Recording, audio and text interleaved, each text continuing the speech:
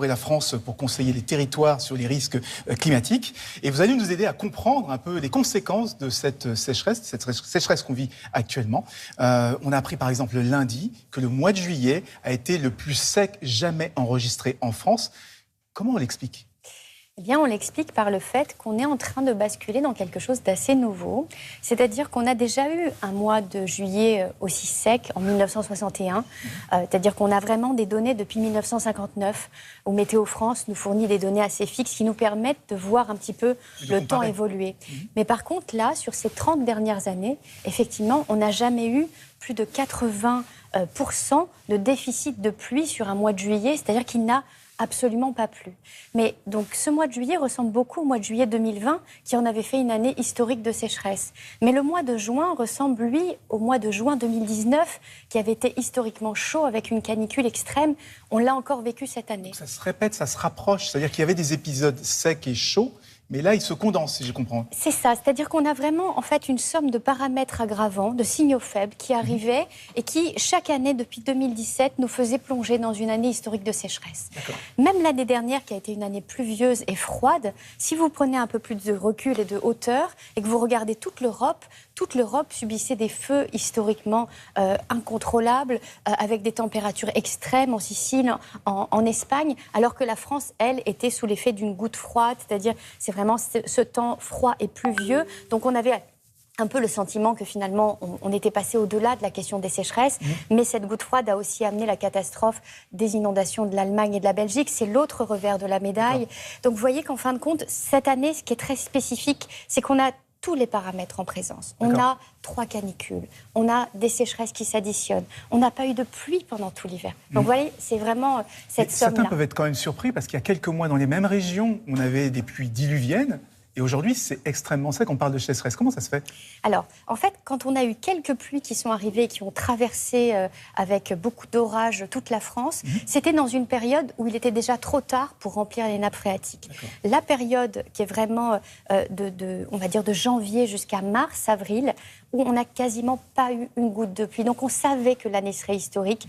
On savait notamment que ce serait une année très particulière. Pourquoi ? Parce que ces réserves hivernales, elles nous servent à tenir l'été. Si on ne les a pas, on n'a plus finalement cet effet tampon qui nous permet de tenir. Est-ce que ça veut dire que si justement on a un automne pluvieux et un hiver un peu sec et humide, on peut récupérer, on peut annuler les effets qu'on a vus ces derniers mois ou pas ? Alors oui et non. En clair, je vous demandais, est-ce que c'est durable ou est-ce que c'est conjoncturel ? Est-ce que ce sera un épisode isolé ou est-ce qu'il faut s'attendre à ce que ça dure ? Eh bien, en fait, historiquement, on a toujours eu ces variables naturelles. On a toujours eu des extrêmes climatiques, des sécheresses, des inondations extrêmes, mais finalement le temps revenait un petit peu à la normale.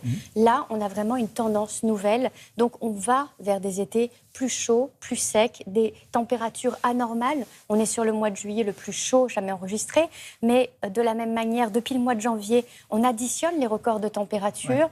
Vous rajoutez à ça ces trois séries de canicules qui arrivent sur la France. C'est comme un sèche-cheveux que vous mettez sur la France, et en fait, vous accentuez l'évaporation massive, et finalement, tous les sols s'assèchent massivement. Alors, comment on peut faire pour s'en sortir ? Qu'est-ce qu'il faut faire ? On a vu dans le journal, par exemple, on pompait l'eau d'un lac. Est-ce qu'il faut pomper en profondeur, aller creuser un peu plus profond ? Est-ce qu'il faut faire des barrages ? Est-ce qu'il faut dessaliner l'eau de mer ? Qu'est-ce qu'on peut faire ? Alors, il existe déjà beaucoup de solutions qui sont mises en œuvre. Par exemple, l'eau que vous avez actuellement sur la Seine, c'est pas l'eau qui vient de nos pluies de ces derniers mois. C'est vraiment de l'eau qui a été récupérée très en amont dans 3 grands lacs réservoirs vers la forêt d'Orient, où on a 810 millions de mètres cubes d'eau qui sont récupérés et qui permettent de soutenir ce débit que vous voyez aujourd'hui de la Seine durant tout l'été. D'accord, on triche. En fait, c'est pas qu'on triche, c'est qu'on a besoin, à un moment donné, d'avoir cet équilibre pour avoir toute la vie et tous les écosystèmes, finalement, qui puissent devenir pérennes. C'est beaucoup plus compliqué sur le bassin de la Loire, c'est aussi compliqué sur tout le pourtour méditerranéen et le Rhône, où là, on n'a pas eu non plus d'enneigement massif, donc on a vraiment une sécheresse au niveau des Alpes. Et je voulais vraiment insister sur les solutions. Qu'est-ce qu'on peut faire ? On a vu, on peut récupérer l'eau des lacs, alimenter les cours d'eau. Qu'est-ce qu'il y a d'autres solutions sur le long terme, pour le coup, puisque ça va s'accentuer. Il existe donc effectivement des solutions pour récupérer l'eau. Attention par contre à préserver les nappes phréatiques. Elles sont fragiles. Et si vous les prenez, cette eau, en fait, vous enlevez cette eau aux rivières qui ont besoin, en fait, lorsqu'elles n'ont plus d'eau, les rivières, elles sont alimentées par les nappes phréatiques. Donc si vous prélevez trop d'eau dans les nappes phréatiques, eh bien, c'est les rivières qui seront plus rapidement à sec et tout le vivant autour. Donc, il existe des solutions déjà où il faut végétaliser massivement les villes, parce qu'en fait, en transformant cet albédo, c'est-à-dire cette couleur de nos villes, eh bien, on va réussir à retenir beaucoup plus l'eau. Il faut transformer nos sols, il faut leur redonner beaucoup plus de vie, de micro-organismes. Donc, il faut les protéger, ces sols, les protéger avec des solutions comme de l'ombre, de l'agroforesterie. Il existe énormément de solutions, planter des haies, vous voyez, les recouvrir. En fait, il faut absolument protéger nos terres. Emma Aziza, je voulais vous montrer un extrait d'un reportage de France 2 qui a été tourné en Beauce, dans le sud de Paris. On a plutôt de voir des cultures de champs de maïs ou des champs de blé. Mais certains agriculteurs commencent à planter de la lavande. Regardez.